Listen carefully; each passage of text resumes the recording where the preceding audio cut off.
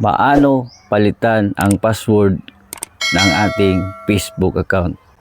Yan ang katanungan ng ating kaibigan. Pumunta siya sa ating tanggapan para tanungin tayo kung paano ito gawin. So, char lang ha, joke lang.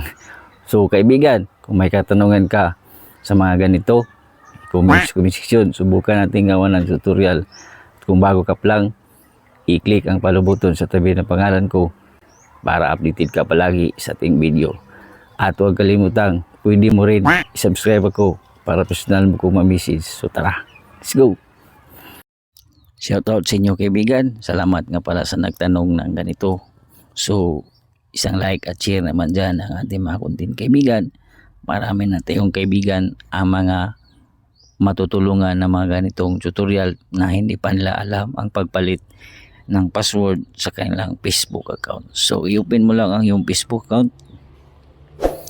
Itap ang tatlong line. Tap itong gear icon, settings. Itap itong Meta Account Center. Then, itap itong password and security.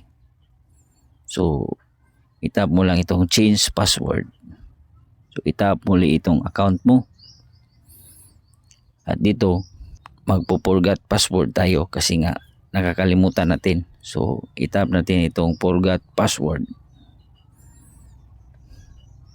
So, pipili lang tayo dito kung saan isend ni Facebook ang code para makapagpalit na tayo ng password.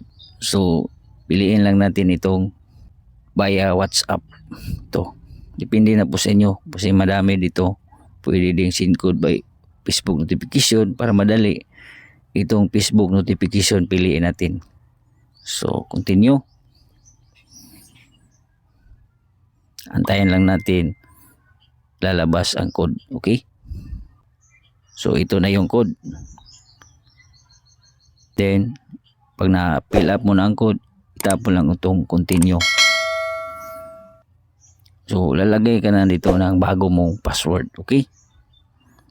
Kung nakalagay ka na ng bago mong password, kaibigan, make sure lang na memoryado mo ito at nakasulat ito sa iyong notebook para hindi mo ito malimutan kung sakaling nawala ito. So, itap mo lang itong log me out para kung sakaling may nag-sign in sa iyong Facebook ay hindi na sila makabalik.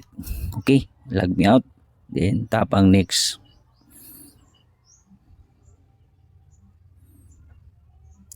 So, pag ganyan kaibigan, goods na yan.